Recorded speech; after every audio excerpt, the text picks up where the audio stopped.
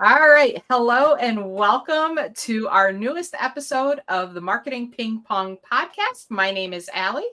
And my name is Duncan.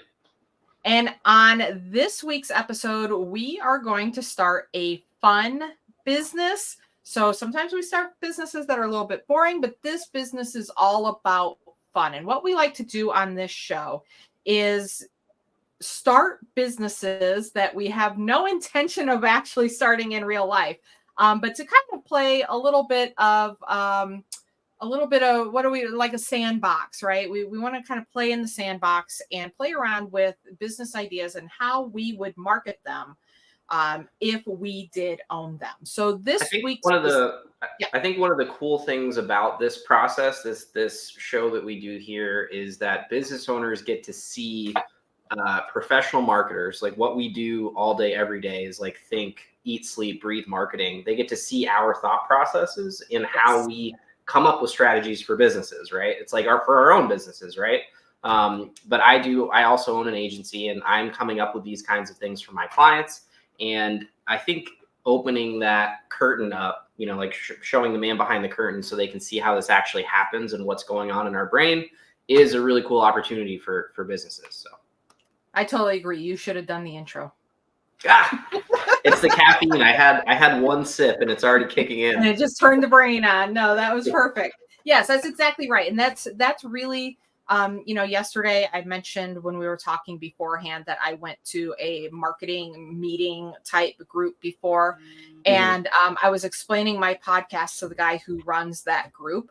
And I'm like, You know how you sit there and think, if I had that business, this is what I would do if it was my business, if I own that business, or here's XYZ, what I think those people should do.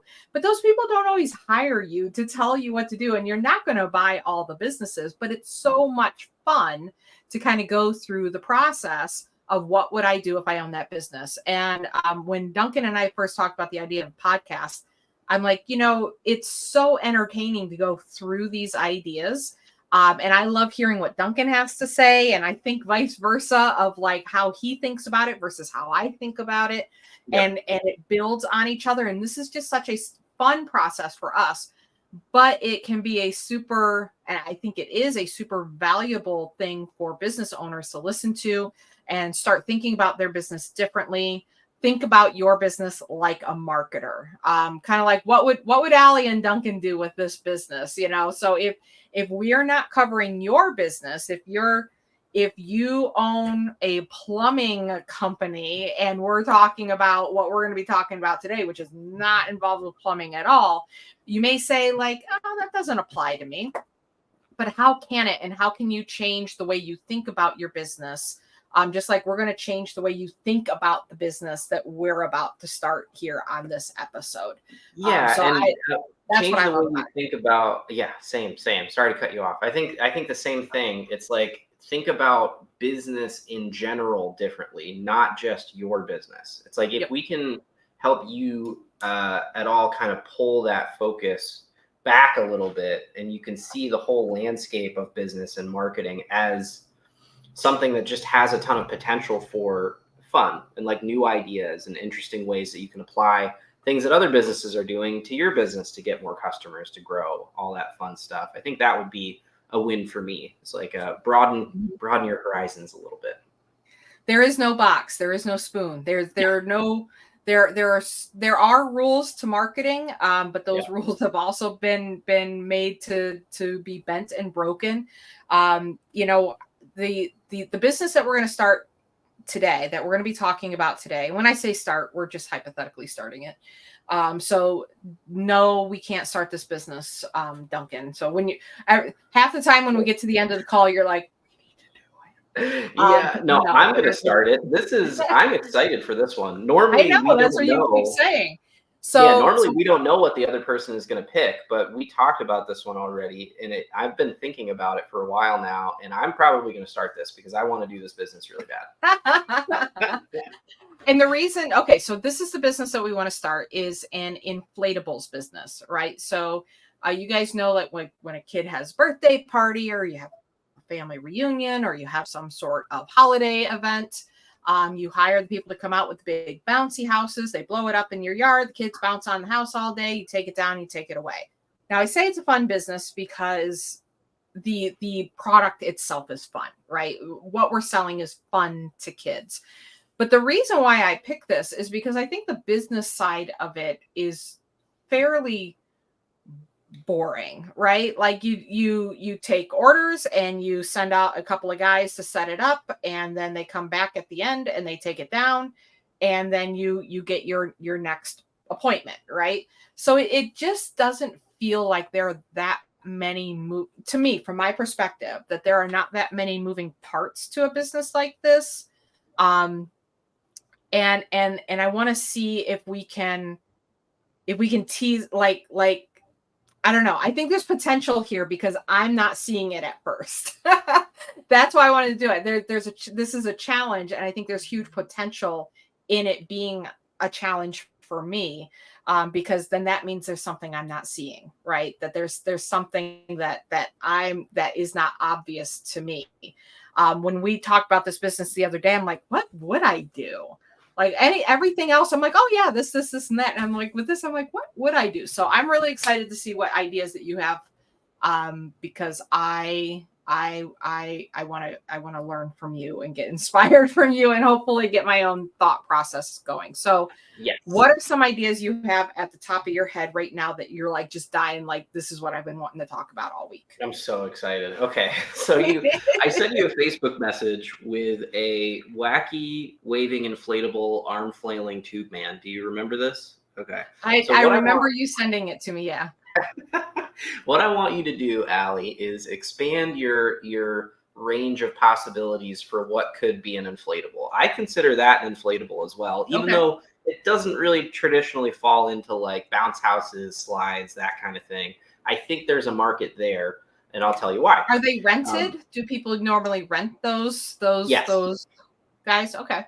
Yep, correct. So that's why I think that should be added into our repertoire of stuff. I just photographed an event that was like a charity event, and I pulled up, and it had to be like 60 feet tall. It was taller than the building. One of those giant flailing things. And my first thought was like, what's the goal here? I thought about it from the angle of a marketer, right? So like nobody's going to just see that driving down, the highway and pull in here and go to this thing. This event was for like a dog rescue. It's like a very specific thing. They have a group of people that are already going to come, but it got me thinking about like what really you could use those for, where it actually might do something for you. And my first thought was take something that is traditionally kind of boring, right? Like you see those everywhere in front of used car lots, and it just kind of becomes background noise, right? It's like, oh yeah, it's another one of those things. I've seen them everywhere. What I think we should do to announce our arrival as a new inflatable business is to dress like 20 people up as those and send them into a mall with flyers. What do you think about this idea? Is it ridiculous? Do you love it? Hit me. It is ridiculous, and I do love it. Both things at the same time. No, I think that's a really great idea. So one of the challenges I can see with this business is, how does somebody look up what kind of business this is? I guess bouncy houses and that sort of thing. Sure. But no, I love, so doing something outrageous that people talk about and they say, oh, it's that bouncy house company sent people out dressed like, what are these guys called? The dancing guy. What are they called? It is a wacky, moving, inflatable, arm flailing tube man. So a tube man, a flailing tube man. I think that's clever. Okay, cool. So the thing that we end up doing, every episode is how do you stand out from the crowd? How do you be impossible to ignore? And I think that's a great way to do it. Like, just shake things up, take something that people see all the time and do it in a different way. I would just do that at a bunch of different places that have a lot of people, like a flash mob. I would just, again, hire like an excessive amount of people to go do Why this. Why can't they flash mob? I mean, that's what it is. Yeah, like the tube flailing guys have like a dance that they do with Perfect.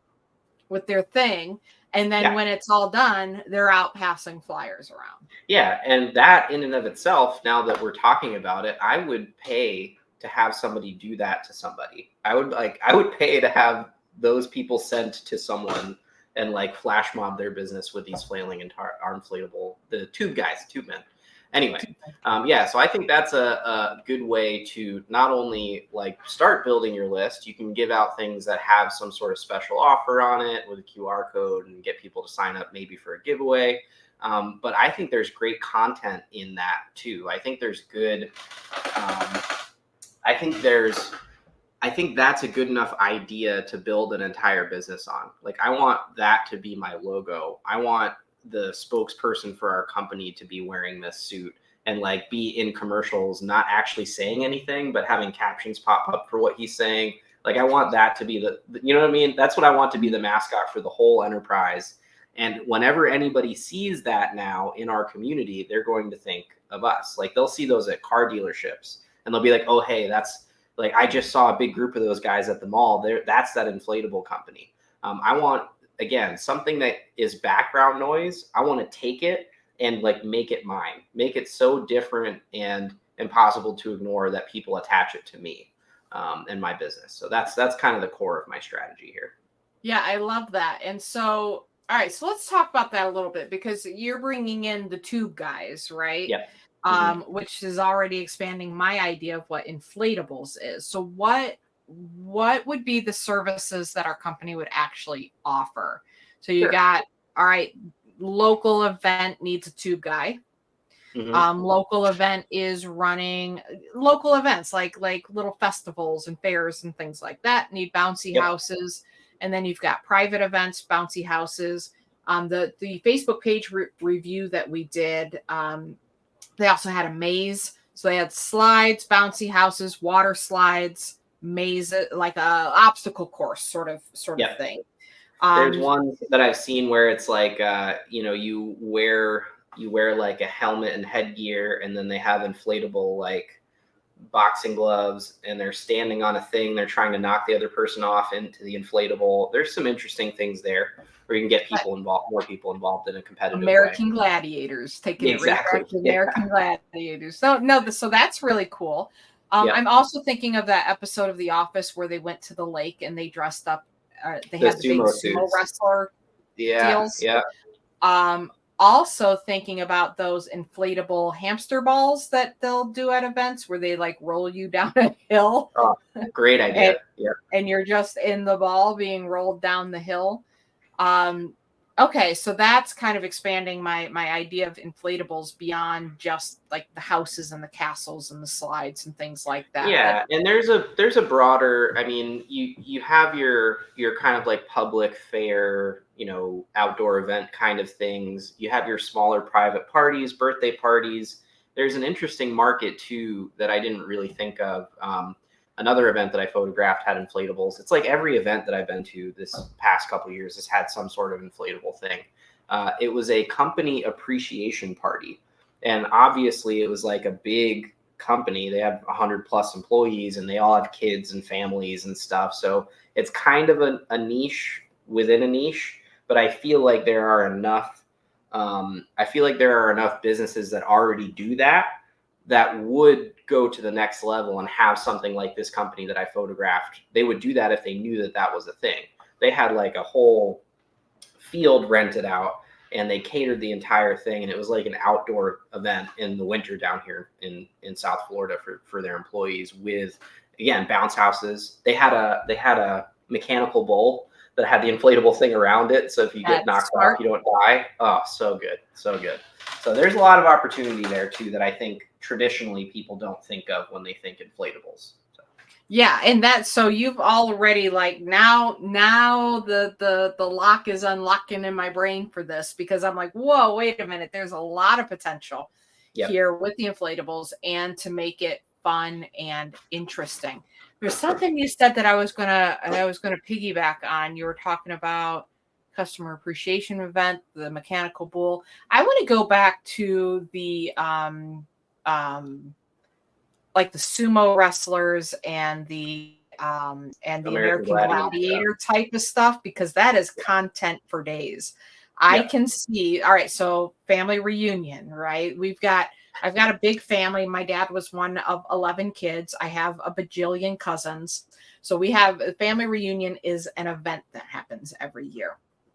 And they're always looking for activities and things for the kids can do. And we have the bouncy slide and all of that. But if my family saw pictures of like the American Gladiators or something like that, where there was an ability to pit people against each other in a fun way, like the little kids kind of, the little kids challenging some of the older cousins, or some of the cousins challenging the uncles, because that kind of stuff has happened where like they would play basketball and it would be the uncles versus the nephews, or we'd play kickball or something like that. And that has always been some of the most fun that they've had. But, they're getting a little bit older and like they're not playing basketball anymore. But I could see something like this where there's that little bit of a competitive nature to it that would really make the older cousins that I have, not older, but like some of the older cousins that I have be like, no. We're doing shots, and then we're doing the American Gladiator thing. Yeah. And like they would have to have it. Like we have to have it, and we have to see, PJ versus Andy, something like that. Like we'd have to see those two go at it with the American Gladiator thing. Yes, and it would become a staple too. Yeah, so I like things that are that have staying power and have like ideas that can get stuck in people's head and become a part of their family traditions. It's like you can't get something that has more, I don't know. It's like something that you get excited about, something that your customers will get excited about when they think about it again, right? How do you have a product that's just fun in and of itself that you don't, again, have to do too much of that heavy lifting? Once they experience it, once you show that to them, they're going to be your customer forever. Yep. And that's what's happening already with the slide that we get. We've gotten the slide, I think, like the last 5-6 years. The kids have so much fun, and there are so many great memories of, these kids kind of start playing together, and then this older cousin goes in and is playing games with them on the slides. And so now the slide is a have to. So every year we go back and get the slide again over and over and over again, and we will do that until there's no more little kids at the reunion, right? Because it's just what they like to do, and it's what they remember from the event. So I do like that you almost have like some continuity there, like it's not continuity, but like repeat business. There's an element of repeat business, that your product is so fun and leaves such strong and fond memories for the people that use it, that it lends itself to you being hired over and over again. In which case, it would make really good sense as the business owner that I know the Haas family reunion meets every July around this date. And so I'm going to make sure I'm calling them and saying, hey, you've got your event coming up, and we've got this water slide, or we've got a new water slide that I think you guys would really, really like. Or maybe you want to put 2 out there this year, just communicating with them before the event even happens. When this customer's coming back to you over and over, or has potential to. It's family reunion. We do this every year. This is the first time we hired a water slide. I would make a note of that as business owner and be calling and be more proactive, and not hope that they remember to call again the next year, or maybe somebody else took it over. They don't have your number, and then you end up missing out on that business. That's so important. The idea of not just hoping. Like don't build your business on hopes and dreams. Like you can be proactive, especially with people that are your existing clients. It's going to be much easier to sell to somebody who has already purchased from you. Much easier to do that than it is to go acquire a new customer. So if a business comes to me and they need help and they're like, we need to make money now, I'm like, okay, let's talk to your existing client list. Do you have anything that you can sell them that would really provide some value to them in the short term that will get them to come back and spend more money? So yeah, you can segment them in your email provider, like your email marketing provider. You can give people little tags that say family reunion clients, so you know how to reach out to them when the time comes. Most of those softwares have a way to track people's birthdays. I don't usually, I mean, like, it's nice to give somebody a birthday gift, but it's kind of an overdone strategy. Not that it doesn't work, but instead of that I think in birthday, certain industries, like if you're in the restaurant industry, you should be totally leaning into the yes, birthday thing. But yes, and yeah, like it's with an birthdays for this inflatables too. business, unless that's what they're hiring the inflatable for every year. Yeah, yeah. It's like I'm not mad at the idea of saying, hey, your birthday's coming up, get a bounce house. But my point is, you can give them a tag based on the date that they are going to have something in the future, and you can even automate it. So it's like, here's my 10 family reunion clients and the date that their family reunion is. Here's the email sequence that goes out to them in the months leading up to their family reunion. You write it and you set it. Now, any new family reunion client that you get is going to get that series of emails every year when that date rolls back around.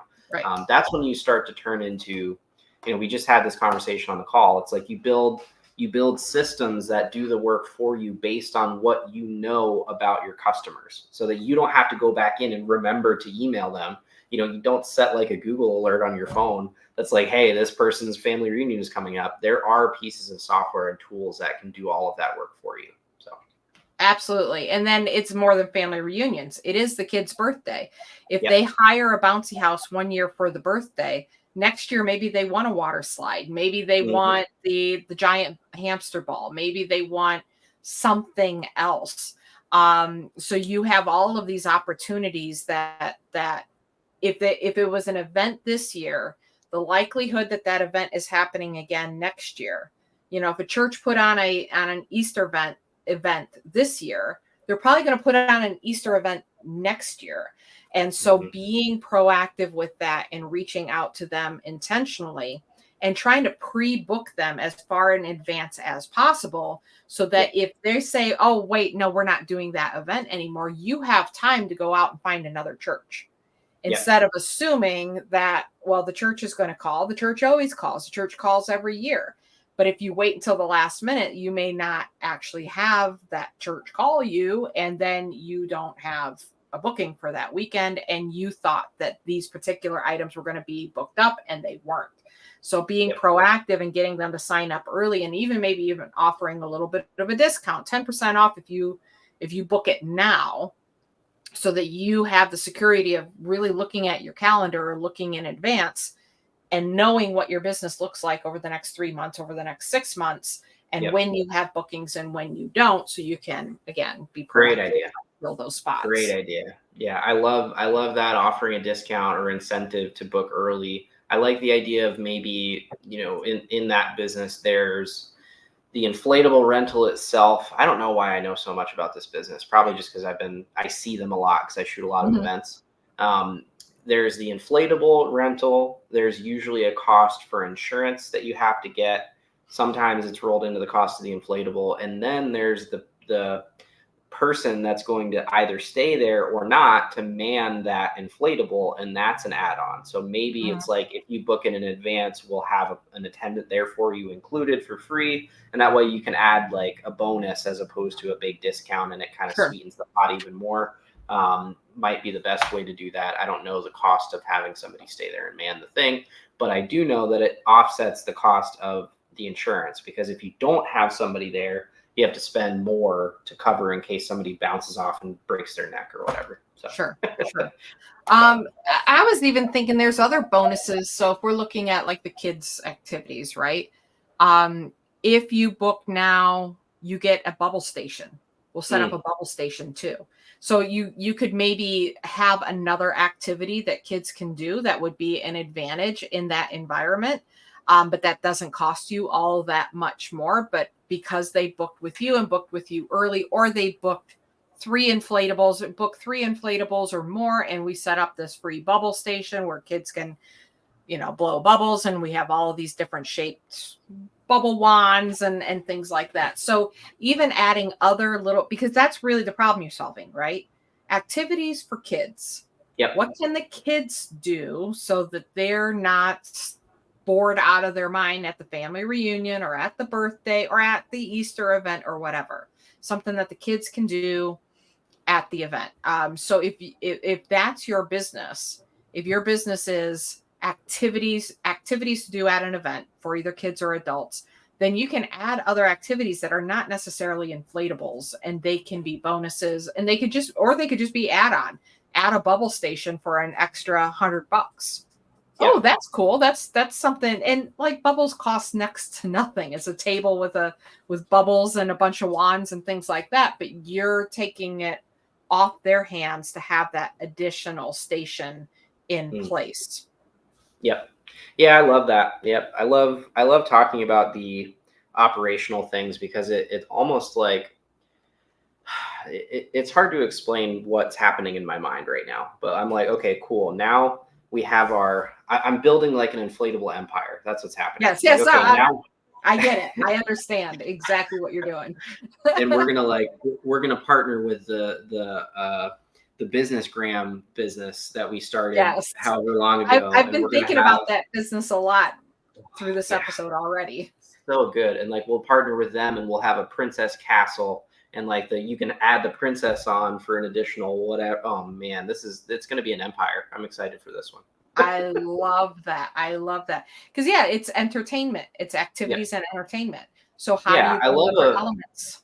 I love that it's so visual too. Like a lot of what businesses struggle with, even this kind of business, they struggle to figure out what to post and what is good content. And it's like you're dealing with something that is so rich in visuals and in narrative, right? It's like people are literally having fun while using your thing, or else you don't have very good inflatables, right? Right. It's like people are enjoying your product, and that lived experience on camera is one of the best ways to sell, right? Like you're selling the emotion and the story of people having fun using your thing, and it's right there. All you got to do is capture it and present it to people. So.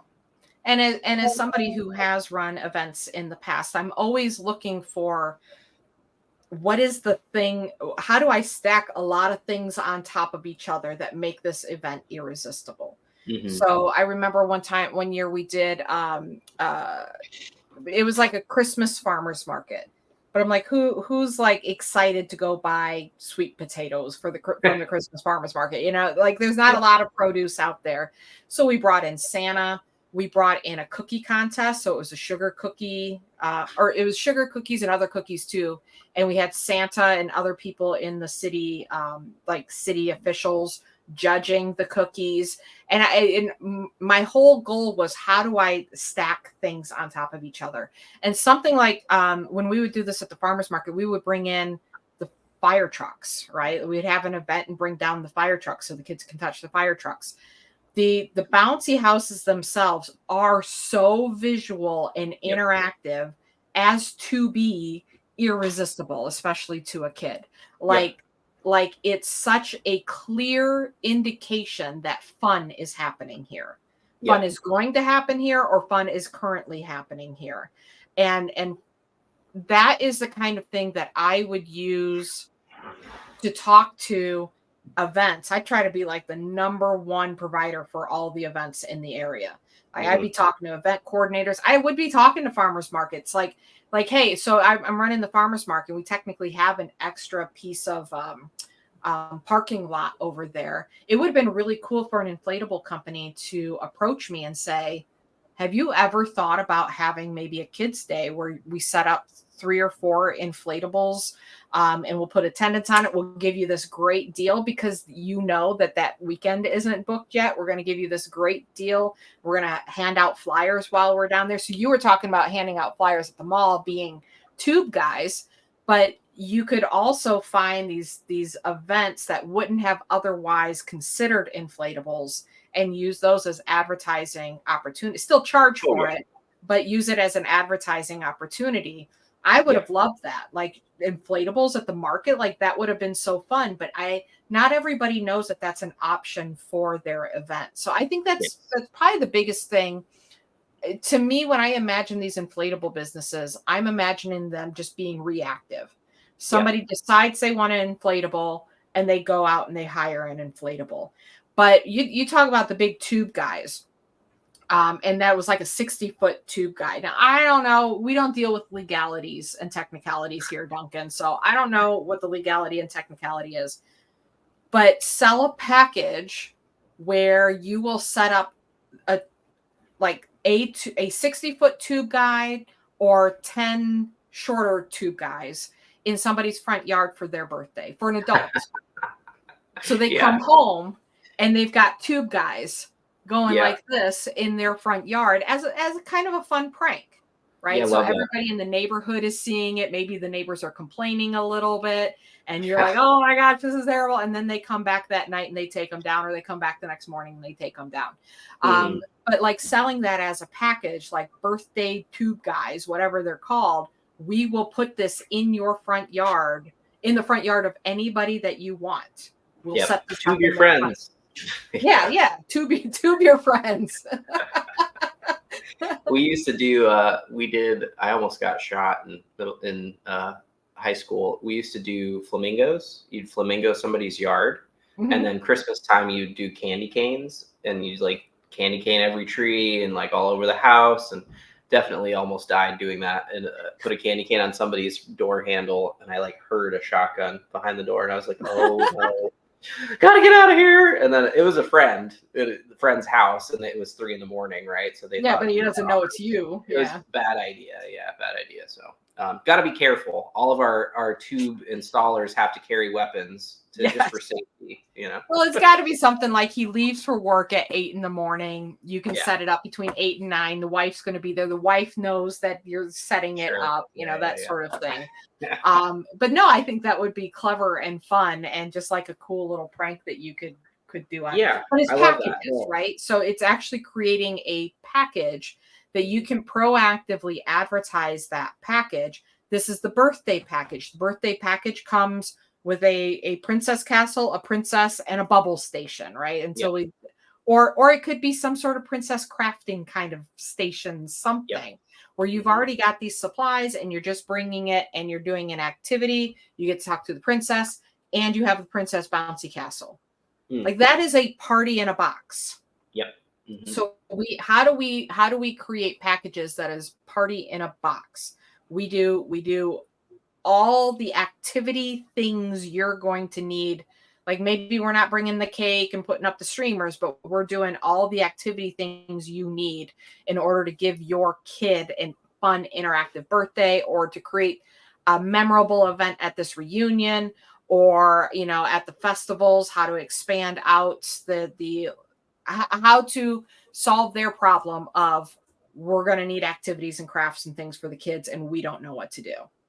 Yeah, exactly. Yep. I love the idea of packages. I love the idea of presenting someone with an idea that is fully formed and they can say, yes, I would like that. I think that's what a lot of the inflatable businesses that I've seen are missing. They have like their different units that you can rent, and they focus on like promoting like, this is our new obstacle course with the slide. And like, that's cool. You need to do that. But someone in the market, that what they really want is a pre-planned, done for them package for their party, so they don't have to think about it, right? They can just say, yep, that's exactly what I'm looking for. I'm going to pay this much for it, and I don't have to think about any other planning. You guys are going to handle it. I like that idea. I want to have something like that also I feel like there's an opportunity for non-traditional events as well. So if we're talking about like your parties, great, there's like a clear path there. I think that there is an opportunity not only to sell pre-planned packages to maybe nonprofit events or like city events and make them inflatable focused. So what I mean by that, I've seen companies that do they have you seen the show Wipeout? Yes. Okay, so it's kind of like a Wipeout style inflatable challenge where they bring all these inflatable things to your town, and you can buy a ticket to like do the inflatable obstacle course Wipeout style run. I feel like you could kind of position yourself like that. Like you're an experience thing too. People will pay to have an inflatable party because the inflatable party is cool in and of itself. I think there are things we can explore there. And just the one thing that I wrote, we're gonna do a word association. I'm gonna tell you what I wrote down, and then you just run with it. I'm gonna see where you go. You ready? Okay. Hamster ball 5K. No, I love that. That's so good. Oh my gosh. Mic drop. Yes. No, that's so good. That's so good. I would do that. I would not do a regular 5K. I would do a hamster ball 5K right now. So, okay. So we were talking earlier before the show about like, you don't always, everybody has blind spots. I have no concept of how long a 5K actually is. I don't either. We're American. I don't know what a K is, but I think it's too long for me to run. I know that. But so maybe not a 5K because that is a period of time. But like, I remember in school, like the 100-meter dash. Yeah. Could we do races in the hamster balls that are like the 100-meter dash? You know what? You start do a relay. So I'm so sorry to interrupt. It's like go. This is it. So you do your obstacle course, and you have a team of 4 people. You do your obstacle course, and then they tag the next person to go through the next inflatable. And then there's a hamster ball leg of the race where one of your team members is in the hamster ball, and you just have this whole inflatable relay for charity. That would be great. No, I love that. So that's what was getting me excited when you were saying things like the American Gladiators sort of thing, and even like the sumo wrestler outfits. Is that, and that's kind of where I was going, even with my cousin seeing something like that American Gladiator sort of thing. There's a challenge there, right? There's a challenge that you're going through, a challenge. It's not just let's bounce in the air and have fun. Nothing wrong with bouncing in the air or coming down slides, but there's no competitive nature to it. And that's what I like about the obstacle course, timing people on. So if there's a single inflatable that's just one obstacle course, timing people on that. And then the winner gets X. But yeah, you could have entire events where they can set up and just say, you sign up to go to, we have a friend of ours that's doing that like mini triathlon sort of event. So so it's kind of like that. Like she just said, we're going to have a mini triathlon. People sign up for it. So you can have this mini obstacle course where it's going to be somewhat competitive, but everybody gets to be involved in some way. If you sign up, you get to be involved in some way. And it's who gets the best time and who is the fastest on the hamster ball, and they get a little trophy at the end, and who was the fastest through the obstacle course, and they get a little trophy at the end. I love that. I think it's, Duncan, we're healing the world. I think this is yes. We are healing the world. There's so many times when we are talking on this podcast about, having a bank and then having a meeting space in the bank where we can have these kinds of events. I think that there's just so much missing in human connection and activities that we can do together. And that hit me really hard during the eclipse. It was an emotional experience because we were in totality. And I teared up, and part of it was because like the moon is over the sun and this looks crazy and it's surreal. But a lot of it too was the people around me and listening to them react and seeing them travel from far distance. And we're having this shared experience together. And you can hear the music from the pier that was playing. You could hear all the people. So we weren't in the middle of it, but you could hear all the people on the pier cheering and like, whoa, and screaming. And everybody in our little area was like, oh my gosh. And it was like goosebumps and tears and crying. And I left that feeling connected to my community, connected to my downtown, proud of my city. Like, I don't know how you get pride from the fact that eclipse just happens to go over, but there was like a pride there. And like the kids were on cloud 9. And there's so much that's done with festivals and things, but it feels like individual people there doing their own individual things. Yeah. How do you bring people together? Yes. How do we bring people together with shared fun challenges and fun things to do that you're cheering each other on, and you're all doing an activity, and you're all either learning something or accomplishing something or some competition there, but nothing too serious to where you like get angry at people. And I think that's exactly what you're talking about here with like some sort of charity event, obstacle course. Um, just bringing people out to be together and do something together, even if there is a competitive nature to it. Yeah, I think that you're on the right track. I also teared up during the eclipse, but it was because I was looking directly at the sun without eclipse glasses. You're not supposed So to look that at the sun, Duncan. so That's we the both whole teared up point. for that.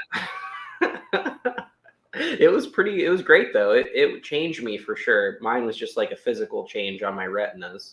Um, but I agree that I think the power, one of the powerful things in this product, in this business, is that you are selling that communal experience, and people want it. They crave it, even if Yes. they pretend like they don't want to be around people and like they don't. Yeah, I don't want to go out in public. It's like they're really lying to themselves and to everyone else. They really want that community. There just isn't anywhere that's offering that to them.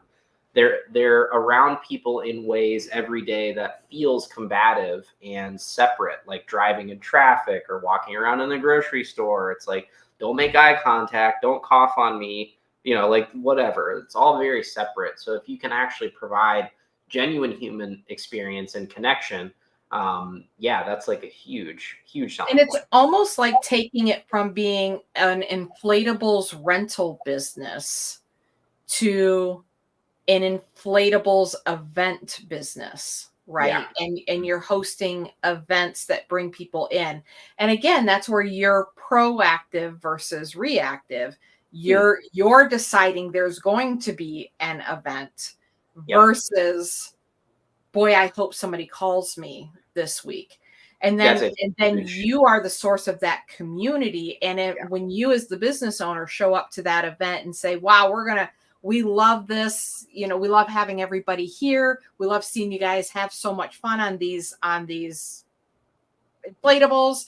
We're going to have a great time today, and people are connecting to you and Hmm. that you're the one who brought this event. Like there's so many, and you just get sponsors for the event, right? Like it could be a free community event or low dollar tickets, get sponsorships for it.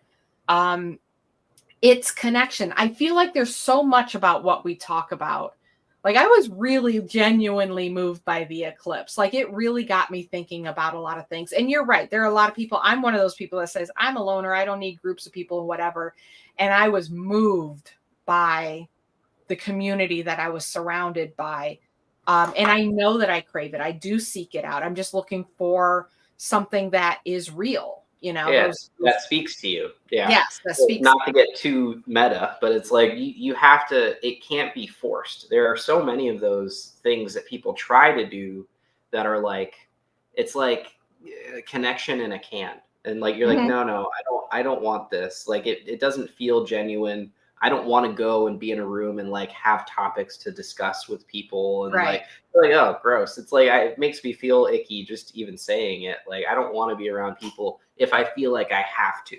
I want everybody to be there experiencing something together, and the being together part just enhances the experience, right? It's Mhm. like I would be here with or without you guys, but because you're here, it's so much more awesome. That's what you want. Yeah. And I think that I think it's a really powerful mindset shift to go from waiting, hoping, wishing somebody calls to book your services to saying, no, this is what you want.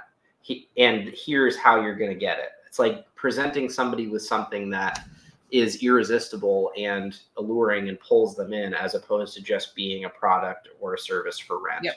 is a Yep. huge mindset shift. And I think you could even go to organizations that are there are organizations that are looking for things to do. They're Mhm. looking for interesting new creative ideas for events to put on to build connections with their donors. If it's a nonprofit, or the city for example has a budget for events that they write grant, people write grant applications for, to get that money to put events on. And there's no reason that you couldn't approach these people that are doing that and say, look, this is the event that you should have, or this is the thing that's going to take your event to the next level. new, different, exciting. There are so many people that are looking for that, and you just have to decide that that's what you're going to be. And it does take that like active choice. You have to decide that we're going to be this company instead of the boring waiting, wishing, hoping for somebody to rent our stuff. Exactly.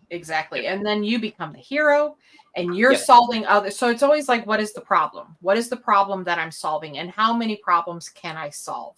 So you can solve the problem of, again, going back to the reunion, it's just that the kids need something to do while the adults are drinking and playing cards, right? So the adults just want to drink and play cards, and the kids are bugging us. So give them a water slide, and they'll be occupied all day, right? So you're solving a problem. At a kid's birthday party, you're trying to bring a memory, right? That all these kids, you want for the memory for your kid, but you also like, I never hosted birthday parties for my kids where other kids came. Like, that's a foreign concept to me. That it was always just my family. Like, we get together as a family to celebrate the birthday. So I assume, and from what I've seen on TV, that it seems like a important part of the birthday party is that the kids' friends are having fun. Yeah. So the kid comes out like the hero. Your birthday was like the best birthday. We had the most fun.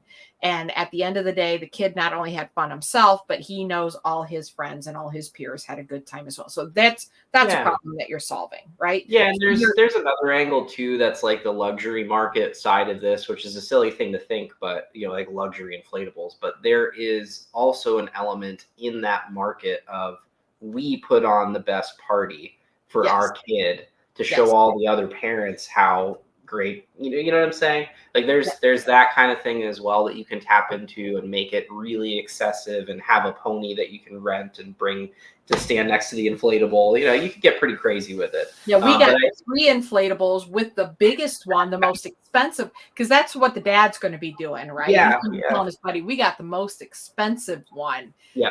And those kids are going to they're going to fly 10 feet in the air when they bounce on that thing. Like, they're always trying to go to the next extreme. Yeah. Yeah, I'm bragging. This is the Rolls Royce of bounce houses, guys. Yeah. Yeah, I do think that the more powerful emotion, though, we've said it a couple times. It's like anything, I would pay any amount of money to someone who could make me more connected to my kid.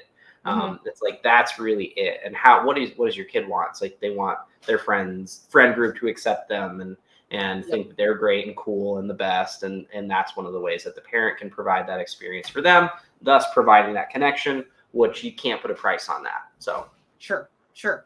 Yep. And then for organizations, what are the problems that they have? They're looking for team building exercises. They're looking for a way to show their employees appreciation. They're looking to show their customers appreciation. So, and all the problems that you have, right? And so there may be a problem that the city doesn't. And what you said is completely valid. Like the city, if you go and present an event to the city, the odds of them like adopting it and bringing it in are pretty high because they're looking for something to do and they are not quite sure what they should do. So they're looking for somebody else to bring them an idea. So their problem is we have all this money budgeted for these events and we don't quite know what to do with this money. We don't know what kinds of events are a good ideas. So if somebody comes to them with a pre-planned event, oh, that sounds great. I was part of that. We had an Oktoberfest downtown Sandusky that was completely created out of thin air by an event promoter. She came to Sandusky. She says, I think you guys should have an Oktoberfest and I'll plan it for you. And they're like, okay. And then we did an Oktoberfest. Like, she was a train wreck. That was interesting. It ended up being fine, but she was just all over the place. Sure. Yeah.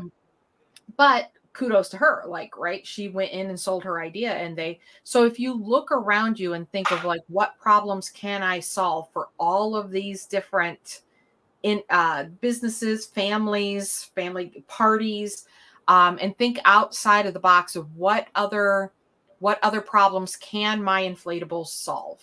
That's why I like the idea of like the wavy guys in front of somebody's house for a birthday prank, right? What do you get somebody who has everything? What do you get them that's memorable? What do you get them that's interesting? And even if it's not that, get them the bull, right? The writing bull, and put that in. Adults are looking more for experiences. How do we spend money on memorable experiences that we're going to talk about for years and years and years to come? Yep. So you're solving that problem. So you just got to look at all the problems you could potentially solve and how your products solve it, and then create packages and approach people, either in your advertising and your social media posts. When they call you, they say, oh, I think maybe I want an inflatable bouncy house. Well, tell me more about your event. How many kids are going to be there? What is it you're hoping to get out of this event? Well, actually, I think in order to get the result that you're looking for, this package is perfect for you, right? Yeah. You're going to be able to upsell them with these higher dollar packages, and they will say, thank you. Because you're right. I was having a problem, and I didn't know how I was going to do these 26 other things. And the solution you just offered me solves all of it. So I think that's the biggest thing with this business.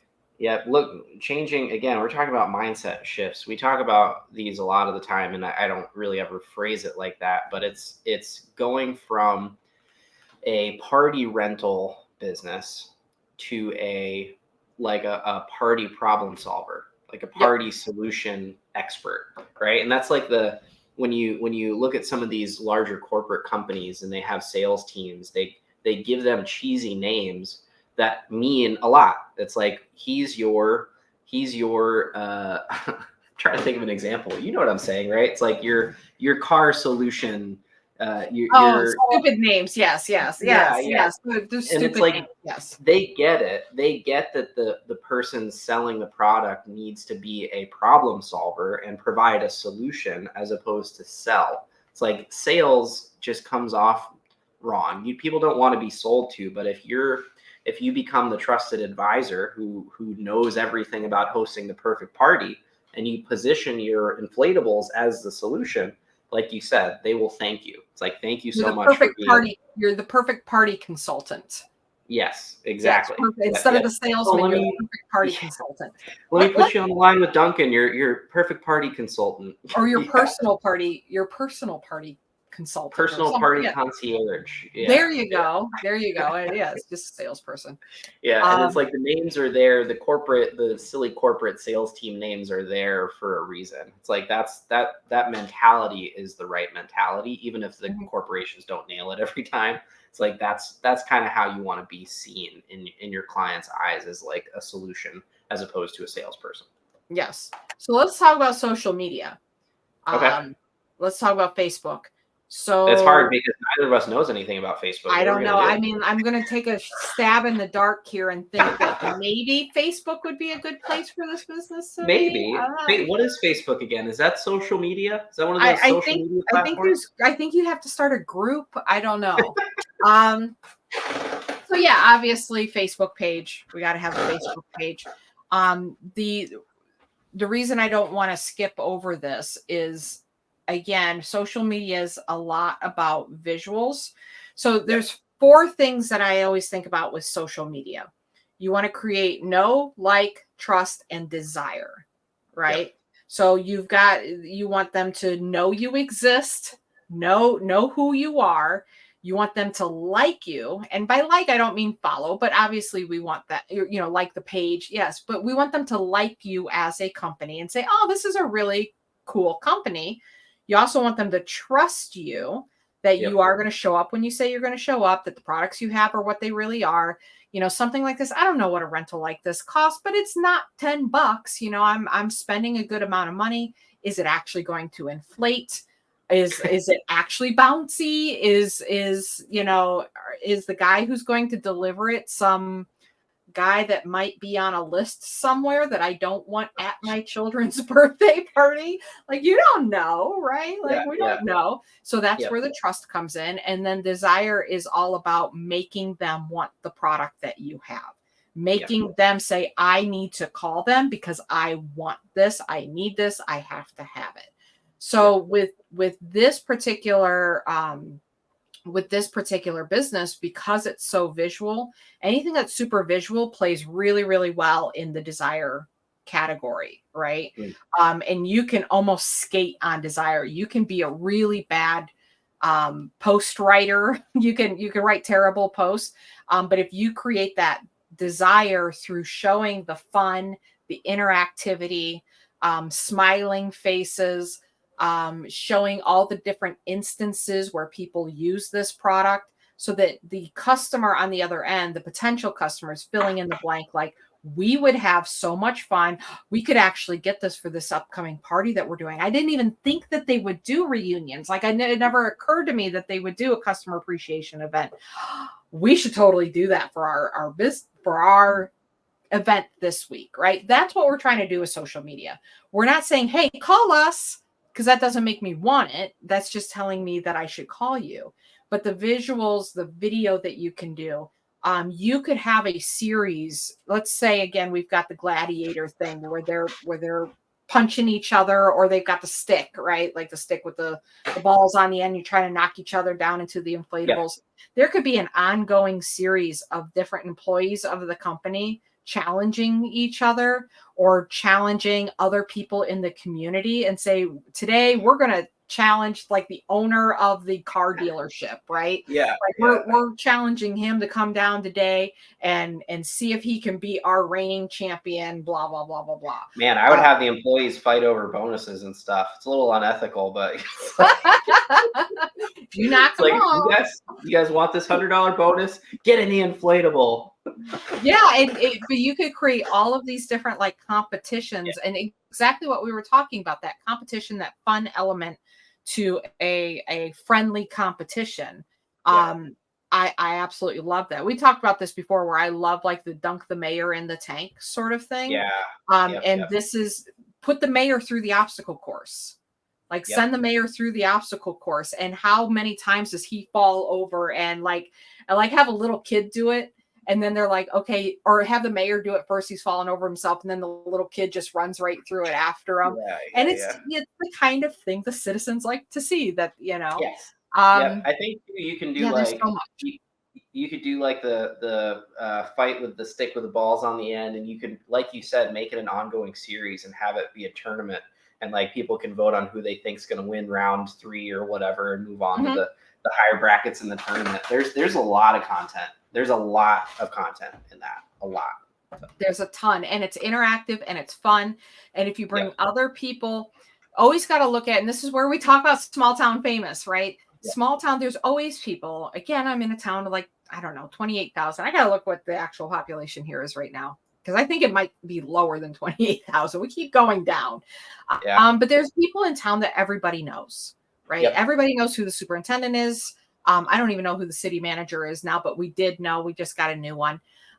There's always somebody in town that like everybody knows these people. And if everybody knows these people, you as a business owner can ride those coattails and invite them in to be involved in something that you're doing in your business. And most of them, like, we look at them like, oh, they're celebrities kind of in our local town. They ain't got a whole lot going on. Like, just call them. When I was in Florida, they had the mayor of Bonita Springs or Bonita Beach, one of the two. The mayor of wherever.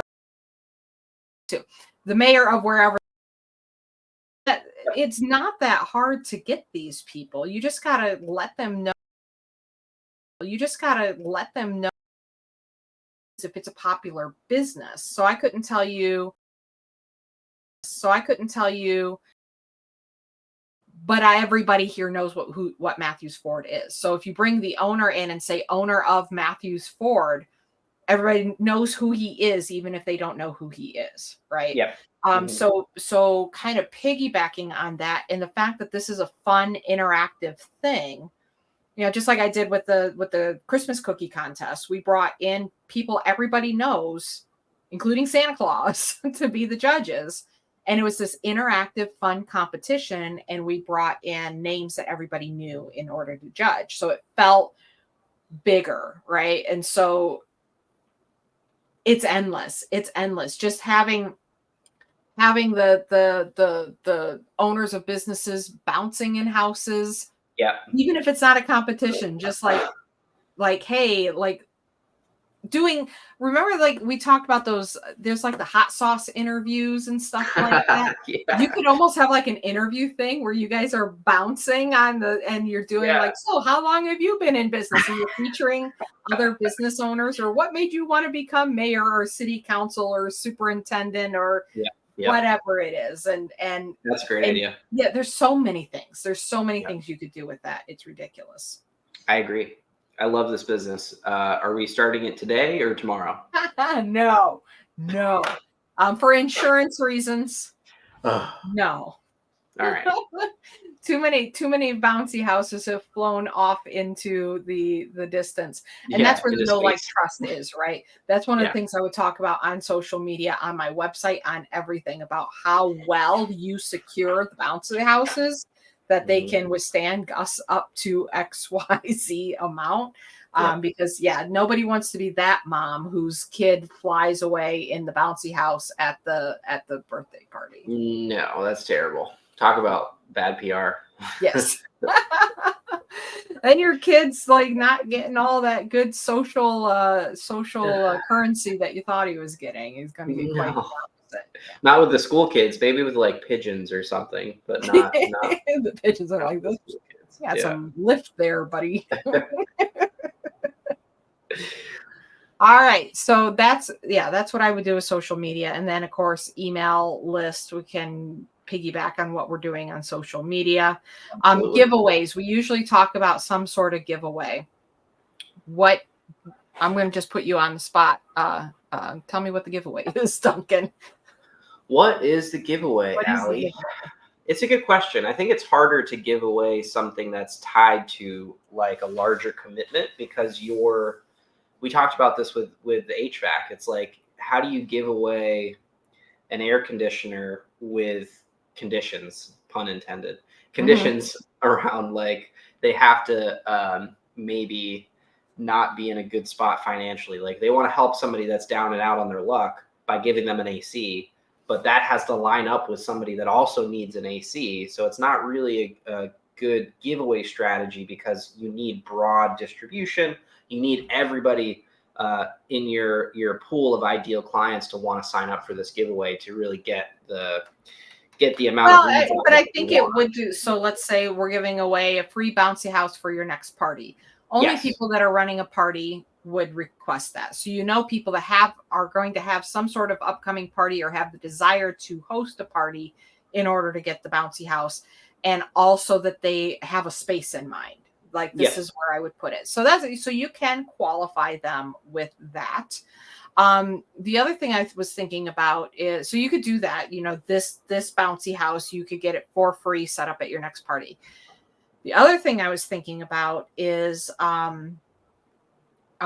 if we're trying to expand the pool and we don't necessarily want to give away a bouncy house or a day's worth of rental, we have an event already, right? So I was thinking like kind of what we did with the garbage company and what they do for county fairs, right? Somebody wins top something during the event, like they are the number one person that's X. They entered, and there's all these winners, but then there's also somebody who wins a prize because they were in the drawing. You have a drawing and they win an extra special prize at the event itself. So we're getting all the people there, and then we're getting their information. And then if I pull your name, maybe it's sponsored and we're giving away something that another business has donated, but at least you're getting those tickets so that you have your community on. Normally I'm really happy with having for my clients, I don't want anybody and everybody on my email list. Yep. Because I serve all over the United States. But when it comes to local, I want everybody and anybody on my email list. We've talked about this. If everybody who lived in your town was on your email list, how could you not grow your business? Yep. If you could email every single person in town practically. So I want everybody in a small town, because not only can I use it to sell my thing, I can also leverage that list to joint venture with other people. Oh yeah. That would be the most valuable thing in the world. That's what I want. That's my holy grail, is to own the email address of every single person in town. have that list. That would be amazing. I could build a business just off of that. Yeah. Like, just doing the joint ventures, like, I've got the list. You want to make an offer? You know, it's going to cost you $1,000, and I'll send out this 3-part offer, or $5,000, depending on the size of the community. Yeah, the power of a list can't be understated. And I think a lot of business owners don't really see it because they haven't tapped into it and they don't know how. You know, some businesses have a list and they just haven't sent an email in who knows how long. So major takeaway, collect emails however you can. One of the best ways to do that is by running a giveaway. And if you're going to be at all of these public events where there's a lot of people anyway, you have part of the problem already solved, which is how do you get eyeballs on your giveaway? I think even on your inflatable, like the back of those big slides is like a really interesting space where you might be able to place something that people can see, scan some sort of offer on it, so to sign up to win a free slide for your birthday, something like that. But the point is, it's like you prepare your giveaway and then get it in front of as many people as possible to start collecting those emails so that you can then sell them on your future offers. You know what I'm walking away from this episode with? Other than I'm going to get every single email address of everybody who lives in my county. like as we were talking about it, I'm like, maybe I should just do that. Maybe I should just like give away gift certificates to local restaurants on Facebook, boost them, and build a massive email list of all these people who live in the community, and then just sell emails to people, or, you know, sell like email marketing, sponsorships. Do email marketing to those people for other companies. I think it's an interesting business model. I've seen a couple people that try and do it here, but they kind of miss the point in our market. And I think it again comes from the same problem that a lot of businesses have, and it's like a misunderstanding of the fundamental principles of marketing, right? Like they have their own brand that people don't. I don't know the problem really. I guess I started talking about that without really understanding it. It's like, I don't feel like I would ever buy anything from their list. Does that make sense? Sure. It's like they don't have the trust, or they haven't earned it. Like, right. Who are they're not they giving good information. All they're trying to do is sell the other people. They're only trying to promote. So yeah, you've totally got, we should do a whole nother thing on this, but like you totally have to have that trust, and that everybody who has an email list needs to have this as well. If all you ever do is sell to the email list and say, buy from me, buy from me, buy from me, buy from me, then you are missing out the massive potential of what your email list actually could be. In this case, I would have like, you know, here are the events that are happening this weekend. And here's a story about somebody who's lived here in town for forever and ever. And here, you know, here's the new city manager, and this is who he is and what he's about. Almost like a little newspaper. Newspapers earn the right to put ads in there because they also provide a service. They're telling us the news, they're telling us the events, they're telling us stories, and then they can sprinkle those ads in there. And we would never buy a newspaper that's all ads. Yep. Mm-hmm. And so your newsletter, what you're sending out to your people on social media, this applies to any media that you're using on social media or email. If all you're ever doing is giving them ads, who wants a newspaper that's only ads? Who wants a TV channel that's just advertisements? Netflix exists for a reason. Like, people don't want it. It used to be you had to see them. But then who enjoys the ads during Super Bowl? Everybody does, because they're done in they've earned the right to advertise because they're bringing their A game there. So there's even the way you advertise, the way you do it does make a difference too. Yeah. And I think that I love that business model because it really taps into what I'm interested in.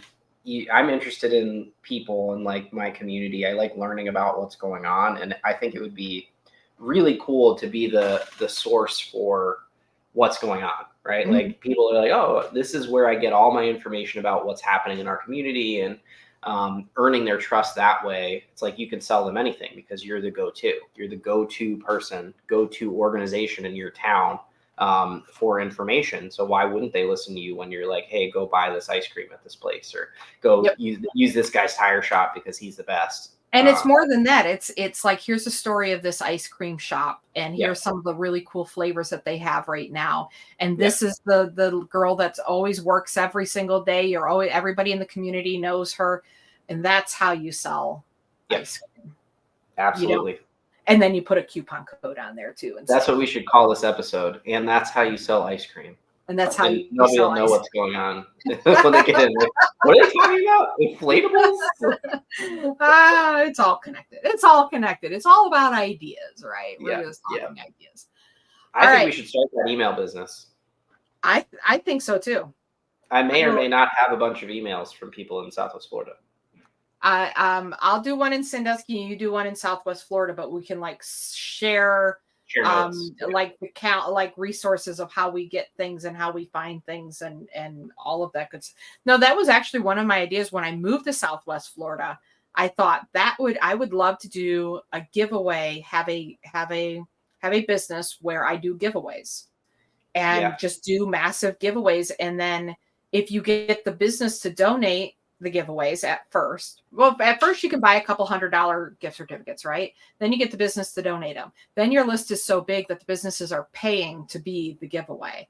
And then you really build that up. Like, how much fun would that be? That would just be so much fun, and the community would love it. The community would love it. Yep.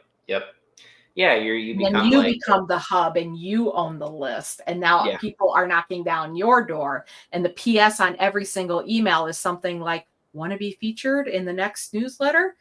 Email us here. Yep. Love it. We could totally do it. We could do it. Let's start that one. All right. It's really inflatables. That talked you right out of inflatables. That was my goal. Because I don't want an inflatables business, but I think the biggest lesson from the inflatables business is not being reactive and hoping somebody calls, but being proactive and solving problems and putting together packages, contacting people that have already purchased from you and knowing when they're likely to purchase from you again, and putting packages forward and giving people ideas, as well as creating your own events that you can get sponsorships for, rather than sitting back and waiting and hoping that somebody contacts you.